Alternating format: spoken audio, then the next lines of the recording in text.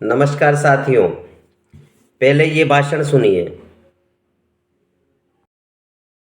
राजस्थान सरकार की लूट का एक और उदाहरण पेट्रोल की कीमतें।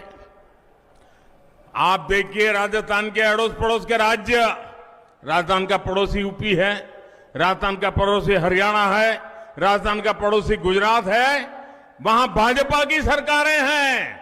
वहां पेट्रोल 97 रुपये प्रति लीटर मिलता है, 97। लेकिन कांग्रेस की राजस्थान सरकार गुजरात, उत्तर प्रदेश, हरियाणा से 12-13 रुपया पेट्रोल एक एक लीटर का ज्यादा लेती है, महंगा पेट्रोल बेचती है और कटकी कंपनी चलाती है। और इसके कारण राजस्थान में लगातार कीमतें बढ़ रही है। मैं आज राजस्थान को वादा करता हूं, मैं गारंटी देता हूं, 3 दिसंबर के बाद भाजपा सरकार बनेगी तो उसके बाद पेट्रोल डीजल की कीमतों की समीक्षा की जाएगी। इससे गरीब और मिडिल क्लास परिवारों को बहुत राहत मिलेगी। भारत सरकार इतना बड़ा खेल खेल रही है, समझने की बात। सुन लिया पूरा भाषण? हद होती है यार। मैं राजस्थान की करोड़ों जनता से ये पूछने के लिए आज आया हूं कि ये जो बयान आपने अभी सुना है, ये 2023 का है। आज से लगभग 2 वर्ष पूर्व जब राजस्थान में चुनावी सभाएं अपने चरम पर थी और भारतीय जनता पार्टी की सभाओं में मोदी जी राजस्थान की लोकप्रिय आम गरीब जनता की हितैषी सरकार को लगातार झूठ बोलकर बदनाम कर रही थी। जब मोदी जी जुमलों की बौछार कर रहे थे और राजस्थान में चुनावी माहौल अपने चरम पर था। राजस्थान की जनता से मैं पूछना चाहता हूं कि कांग्रेस सरकार ने, जननायक अशोक गहलोत जी ने राजस्थान की आम गरीब जनता के लिए क्या कुछ नहीं किया। महिलाओं के लिए, युवाओं के लिए, बेरोजगारों के लिए, गरीबों के लिए, वंचितों के लिए, शोषितों के लिए, महिलाओं के लिए, बुजुर्गों के लिए, किसानों के लिए, मजदूरों के लिए, छात्रों के लिए, छात्राओं के लिए क्या कुछ नहीं किया था। लेकिन राजस्थान की भोली भाली सरकार, जनता इस जुमलेबाज के जुमलों के चक्कर में आ गई और कुछ हमारे अपने गद्दार थे, हमारे अपनों की गद्दारी के कारण हम चुनाव हार गए। लेकिन मैं आज 2 वर्ष के बाद जब 3 दिसंबर फिर से निकल चुका है तो मैं राजस्थान की जनता से केवल यही पूछने के लिए आया हूं कि आप बताइए, मोदी जी ने कहा था अपने एक चुनावी कार्यक्रम के दौरान, मोदी जी ने राजस्थान की सरकार को कटकी कंपनी चलाने का जो राजस्थान सरकार पे आरोप लगाया था, मैं आज वह बात आपको याद दिलाने के लिए आया हूं कि मोदी जी ने अपने भाषण के अंदर क्या कहा था। आपने सुन लिया, मैं एक बार फिर बताता हूं। मोदी जी ने कहा था कि राजस्थान की कांग्रेस सरकार का लूट का एक और उदाहरण, और उदाहरण क्या था? राजस्थान का पड़ोसी राज्य उत्तर प्रदेश, राजस्थान का पड़ोसी राज्य हरियाणा और राजस्थान का पड़ोसी राज्य गुजरात, वहां पर भाजपा की सरकारें हैं और वहां पर पेट्रोल और का दाम 97 रुपए है। भाइयों और बहनों, वहां पर भाजपा की सरकार है और पेट्रोल और डीजल के दाम कम है। लेकिन राजस्थान में कांग्रेस सरकार महंगा पेट्रोल बेचती है और क्या कहा था, याद है? राजस्थान की कांग्रेस सरकार महंगा पेट्रोल बेचती है और कट की कंपनी चलाती है। भाइयों और बहनों, मोदी जी के इस भाषण को सुनने के बाद क्या आपको नहीं लगता कि ऐसे जुमलेबाज प्रधानमंत्री को ऐसे गरिमामयी पद पर रहने का अधिकार है, जिसकी कथनी और करनी अलग हो? याद करिए, उस सभा में मोदी जी ने कहा था कि 3 दिसंबर के बाद जब राजस्थान में भाजपा की सरकार बन जाएगी तो पेट्रोल और डीजल के दामों में समीक्षा की जाएगी। मैं आज राजस्थान को वादा करता हूं, मैं गारंटी देता हूं, 3 दिसंबर के बाद भाजपा सरकार बनेगी तो उसके बाद पेट्रोल डीजल की कीमतों की समीक्षा की जाएगी। मैं पूछना चाहता हूं राजस्थान की जनता से, जननायक, गरीबों के मसीहा, हमारे मुख्यमंत्री, कांग्रेस पार्टी के राजस्थान के गांधी अशोक गहलोत जी की सरकार, जो आम जनता के लिए बहुत कुछ कर रही थी, उसे आपने बदला।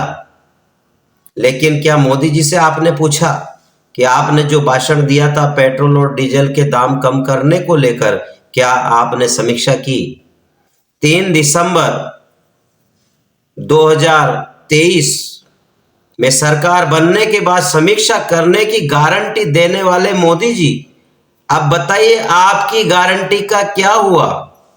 राजस्थान की जनता की तरफ से मैं पूछ रहा हूं आपसे कि आपके द्वारा दी गई गारंटी का क्या हुआ? क्या हुआ आपके वादे का? क्या हुई? क्या आप अपनी गारंटी को देकर भूल गए? मोदी जी, आप देश के बहुत ही गरिमामयी पद पर बैठे हुए हैं, लेकिन 2014 से पूर्व से लेकर अब तक के आपके द्वारा दिए गए सभी बयानों को आप पहले खुद सुनिए और फिर आप बताइए, क्या आपको उन बयानों को देने के बाद इस महत्वपूर्ण पद पर रहने का कोई अधिकार है? बहुत हुई महंगाई की मार, अब की बार मोदी सरकार, अच्छे दिन आएंगे। देश में काला धन वापस आएगा। नोटबंदी से काला धन वापस आएगा। आप अपने बयानों को सुनिए मोदी जी, और फिर आप बताइए, क्या आपके द्वारा दिए गए बयानों पर, क्या आपके द्वारा दी गई गारंटियों का कुछ हुआ? देश की भोली और भाली जनता को धार्मिक आधार पर भ्रमित करके आप लगातार सत्ता में तो आ रहे हैं, लेकिन आप जनता के लिए कुछ नहीं कर रहे। आप अपने ही बयानों को सुनिए मोदी जी एक बार। और मैं भारतीय जनता पार्टी के सभी मित्रों को कहना चाहता हूं,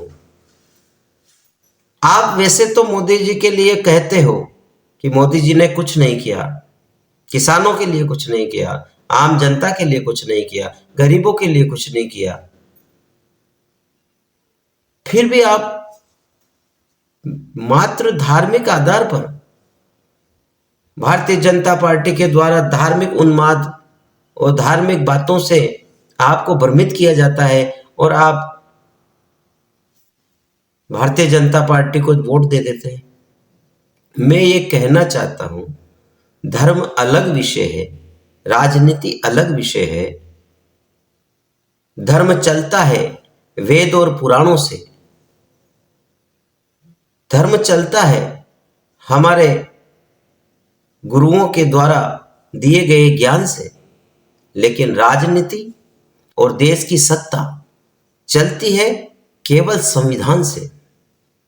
संवैधानिक आधार पर जो आपके अधिकार हैं, जो देश के लिए जरूरी है, यदि देश की सरकार वह नहीं करती तो आम जनता को चाहिए ऐसी सरकार को उखाड़ कर फेंके। याद करिए 2004 का वो दौर, जब देश में प्याज का भाव 100 रुपये किलो हो गया था और देश की आम जनता ने इस महंगाई को देखकर भारतीय जनता पार्टी की अटल बिहारी जी के नेतृत्व वाली सरकार को बदल दिया। और आज हमारे देश के अन्नदाता किसानों की क्या हालत है। आज देश के किसान का प्याज 1 रुपये और 2 रुपये किलो में भी कोई नहीं खरीद रहा। 100 रुपये किलो किसान का प्याज होने पर देश की जनता ने सरकार बदल दी थी, लेकिन आज किसानों के प्याज का दाम 1 रुपये प्रति किलो, 2 रुपये प्रति किलो, 3 रुपये प्रति किलो पर आ चुका है, लेकिन सरकार बदलने का ख्याल कोई नहीं लाता। परेशान सब है, किसान हो, मजदूर हो, महिलाएं हो, छात्र हो, बेरोजगार युवा हो, परेशान सब है। लेकिन भारतीय जनता पार्टी के पास एक ब्रह्मास्त्र है। जैसे ही चुनाव आते हैं, देश में माहौल खराब किया जाता है, हिंदू और मुस्लिम किया जाता है और चुनाव जीत लिया जाता है।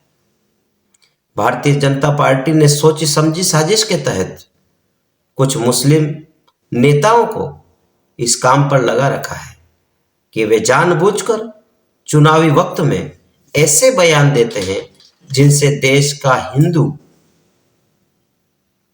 नाराज होता है और भारतीय जनता पार्टी के समर्थन में वोट कर देता है, और फिर 5 साल तक वही हिंदू परेशान होता है।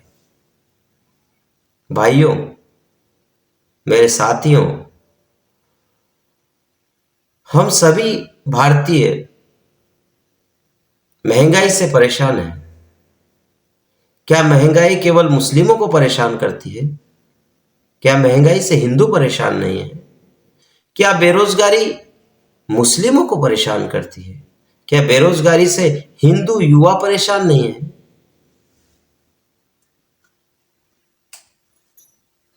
दर्द बहुत है, लेकिन धर्म आड़े आ जाता है।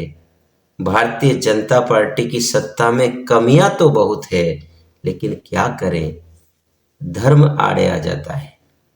लेकिन साथियों, धर्म को सत्ता का गुलाम मत बनने दो। धर्म को किसी राजनीतिक दल की बपोती मत बनने दो। धर्म हमारे हृदय में है, राम और कृष्ण हमारे हृदय में है, हमारा हिंदू सनातन धर्म हमारे हृदय में है। जब देश में लोकतंत्र नहीं था तब भी सत्य सनातन धर्म था। जब देश में मुगलों का राज था तब भी सत्य सनातन धर्म था।